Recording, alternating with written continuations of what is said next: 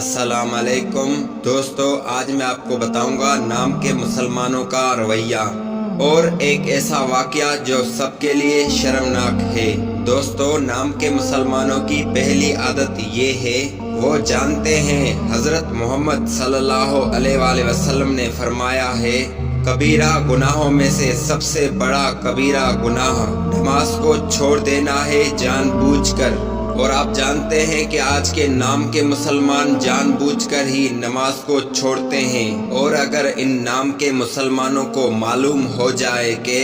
کسی نے نبی کریم صلی اللہ علیہ وآلہ وسلم کی شان میں گستاخی کی ہے، تو پھر یہ نام کے مسلمان نہ تو انسانیت کو دیکھتے ہیں، نہ دین اسلام کی تعلیمات کو دیکھتے ہیں، اور نہ ہی نبی کریم صلی اللہ علیہ وآلہ وسلم کے کردار اور اخلاق کا علم رکھتے ہیں، اور نہ ہی مذہبی گستاخی پر جو آئین اور قانون بنایا گیا ہے اس کو دیکھتے ہیں، بلکہ ان ساری باتوں کو چھوڑ کر شیطان کے اکسانے پر قتل کر دیتے ہیں انسانیت کا، اور پھر وہ نبی کریم صلی اللہ علیہ وآلہ وسلم کی کون سی گستاخی کی گئی ہے اس کو ثابت بھی نہیں کر پاتے۔ تو دوستو، یہ تھا رویہ آج کے مسلمانوں کا، اور ہم سب کے لیے شرمناک واقعہ سیالکوٹ میں جو پیش آیا ہے اس کو تو آپ جانتے ہی ہوں گے، جس میں ایک فیکٹری کے مینیجر کو مزدوروں نے مار کر آخر میں جلا کر راکھ کر دیا،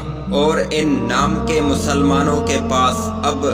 کون سی گستاخی کی گئی اس کا کوئی ثبوت ہی نہیں ہے۔ اور اگر ہم مان بھی لیں کہ اس ایک شخص نے گستاخی کی ہے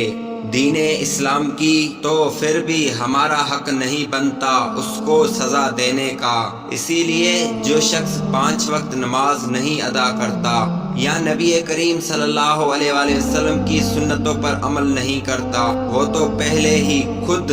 700 آیتوں کا گستاخ ہے، جس میں اللہ تعالیٰ نے مختلف انداز میں ہمیں بلایا ہے نماز ادا کرو، اور وہ سنت پر بھی عمل نہیں کرتا، تو سنتوں کا بھی یعنی کہ نبی کریم صلی اللہ علیہ وسلم کا بھی گستاخ ہے۔ بس اس کا اتنا ہی حق بنتا ہے